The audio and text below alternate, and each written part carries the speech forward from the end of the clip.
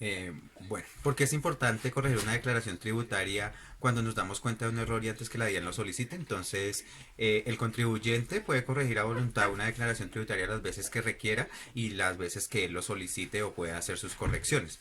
Es importante que los conceptos que él tenga para hacer su declaración vayan concedidos o no requeridos por la DIAN, es decir, antes de que la misma no lo ratifique en algún pliego de de cargos según el artículo 588 del Estatuto Tributario. Es importante, según el Estatuto, el contribuyente es libre de modificar su declaración tributaria teniendo la misma libertad al momento que él hizo su declaración o al momento que tuvo la manera de elaborarla o la declaró.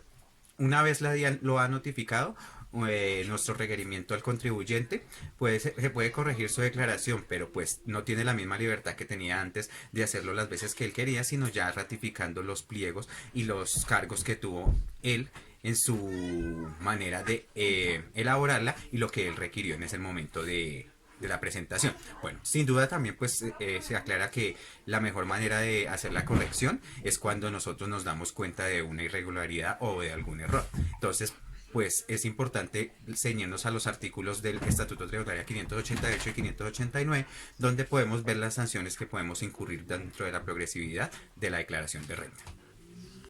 Bueno, la DIAN notifica a un contribuyente persona natural para que realice la declaración. Este lo hace 10 meses y medio después, sin saldo a favor ni saldo para pagar impuesto.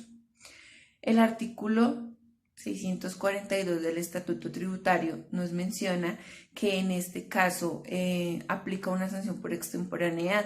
Esta sanción es el 1% por cada mes o fracción. Y pues adicional, como no tiene impuesto a cargo ni saldo a favor, la sanción se liquida sobre el valor de los ingresos. El enunciado nos confirma que los ingresos están sobre los 353.800.000 pesos. Como fueron aproximadamente 11 meses, sería el 11%. Sin embargo, este mismo artículo nos menciona que la sanción límite es el 10%. Entonces tomamos el valor de los ingresos y lo multiplicamos por el 10% y este sería el valor a pagar por extemporaneidad. Nos estaría dando 35.385.000 pesos. Bueno, en el segundo caso se nos presenta un contribuyente persona jurídica quien realizó a tiempo su declaración, pero pues después se dio cuenta que tenía que realizar una corrección. En este caso, el artículo 644 del Estatuto Tributario nos menciona que la sanción que se tiene que pagar por corrección va sobre el valor de la diferencia entre el valor que habíamos cancelado y el nuevo valor, sea mayor o menor.